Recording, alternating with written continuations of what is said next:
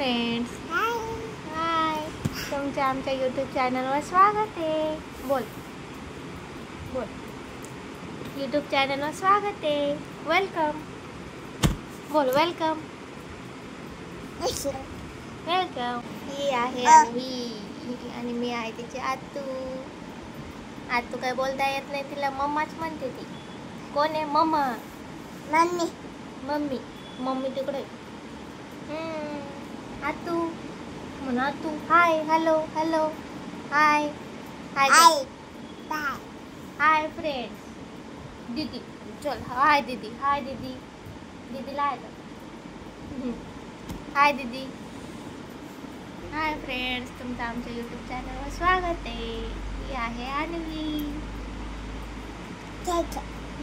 दादाची दीदी. दादाची दीदी.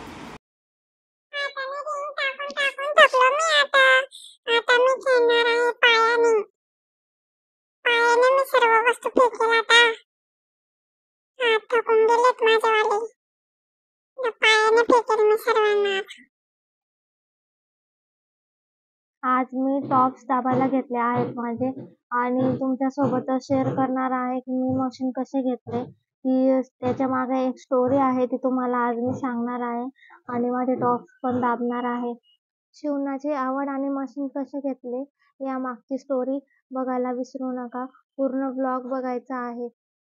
तेव्हाच तुम्हाला स्टोरी समजेल की मी मशीन कसे घेतले आहे. हे आहे माझं पहिलं शिलाई मशीन. या शिलाई मशीन घेण्यामागे पण एक स्टोरी आहे, मी तुम्हाला सांगते. हे शिलाई मशीन माझ्याकडे कसं आलं, कसं काय घेतलं ते मशीन. पहिले मला ना शिवण क्लासची फार आवड होती. तर खूप आवडायचं मला शिवायला ड्रेस वगैरे असं. आणि मी काही शिकलेली नव्हती, कसं शिवायचं काय शिवायचं मला काहीच माहित नव्हतं. तर त्याच्यामुळे मग मी युट्यूबवर बघून बघून पहिले ड्रेस कसा शिवायचा, कसा कट करायचा ते बघितलं होतं. त्याच्यानंतर मग मी पहिले सांगितलं की मला ड्रेस शिवायचा, तर मला मशीन घेऊन द्या. मग सर्व सांगत होते तुला मशीन चालवता नाही येत, तू कसं काय शिवशील. मग माझ्याकडे ना ड्रेसचं कापड होतं एक. तर मी काय केलं, युट्यूबवर बघून त्या कापडाची कटिंग केली. ड्रेस कट करून घेतला आणि हाताने शिवायला स्टार्ट करून दिलं. आणि हाताने शिवून मग मी मम्मी पप्पांना दाखवलं की हे बघा मी ड्रेस शिवलेला आहे, तर आता तरी मला मशीन घेऊन द्या. पण ड्रेस खूपच छान आलेला होता तो. मम्मीने हाताने शिवला होता पण एकदम मस्त वाटत होता. मग त्याच्यानंतर पप्पा मला घेऊन गेले मशीन घ्यायला.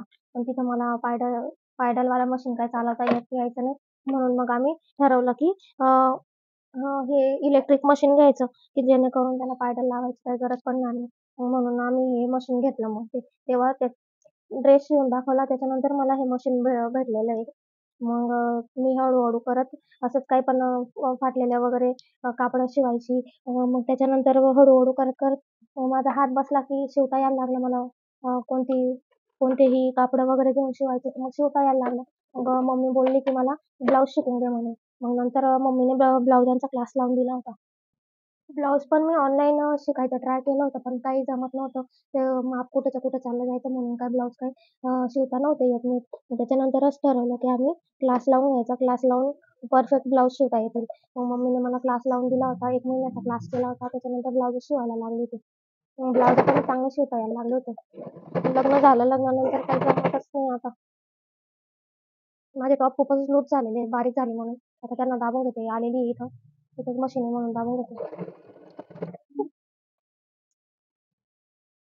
आता तर शिलाई मशीन चालवायला पण वेळ भेटत नाही. माझ्याकडे मशीन नाहीये. माहेरी मशीन होतं, सासरी पण होतं, पण ते पण विकून दिलं सासरच्यांनी. शिवत नव्हती म्हणून जमतच नाही. आता लग्न झाल्यानंतर काय घरातले कामं असतात, परत अजून ते कामं झाल्यानंतर परत शिवायचं, त्याच्यामुळे ते कंबर फार दुखायला लागलं होतं माझं. आता डिलिव्हरी नंतर पण काही जमत नाहीये, कंबरचा फार प्रॉब्लेम येतो. ब्लाऊज पण बरेच दिवस झाले असतील, आठवत पण नाही कधी लास्ट ब्लाऊज शिवलं होतं मी. ब्लाऊज पण शिवले नाही, जात नाही काही नाही. आता बघू, रियान्स वगैरे मोठा झाला का तेव्हा ब्लाऊज शिवायचं स्टार्ट करावं लागेल. प्रॅक्टिस ठेवावं लागेल, नाही तर विसरून जाता आपण. थोडं शिकलेलं काही कामाचं राहत नाही. रियान्स थोडा मोठा झाला का मग परत शिवण क्लास चालू करावं लागणार आहे मला. तो लहान आहे म्हणून आता काही करता नाही येणार. तिकडं माहेरी आली की कधी कोणी माहेरी कसं सांभाळून घेतात पोरांना वगैरे, किंवा एवढं कामं नसतं म्हणून करता येतं. हे असे लाईटवर चालणारे मशीन खूप छान असतात. कुठे पण ठेवता येतं, जास्त अडचण होत नाही, काही नाही. आणि शिवायला पण सोपं जातं. त्याच्यामुळे हे मशीन मस्त छान असतात. ते पायडलवाले मशीन कसं आता त्यांना पण मोटर लावता येते, पण ते जड असतात त्याच्यामुळे इकडे-तिकडे ठेवता नाही येत. खूप जागा लागते त्यांना ठेवायला. म्हणून हे मशीन लहान मशीन फार चांगले असतात शिवायला. छोटं-मोठं काही शिवायचं असलं की घरगुती कामासाठी चांगले मशीन. कमेंट करून सांगा मला हे अशी मशीन कोणाकोणाकडे आहेत. मी ब्लाऊज कसे कापते आणि शिवते हे जर तुम्हाला पाहायचे असेल तर मला कमेंट करून नक्की सांगा. मी तुमच्यासोबत नक्की शेअर करीन. ब्लाऊज कसे कापायचं आणि शिवायचं ते नक्की शेअर करीन. मला आता नवीन-नवीन ट्रेंड आलेले आहेत. वेगवेगळे ब्लाऊजचे डिझाइन चालू आहेत शिवायचे. व्हिडिओला लाईक, शेअर आणि सबस्क्राईब करायला विसरू नका आणि पूर्ण व्हिडिओ बघा. पडत असल्यामुळे छान असं वातावरण झालेलं आहे. मी आलेली आहे टेरेसवरती. आम्ही पण रियांसोबत वॉटर मॅजिकचं ट्राय केले.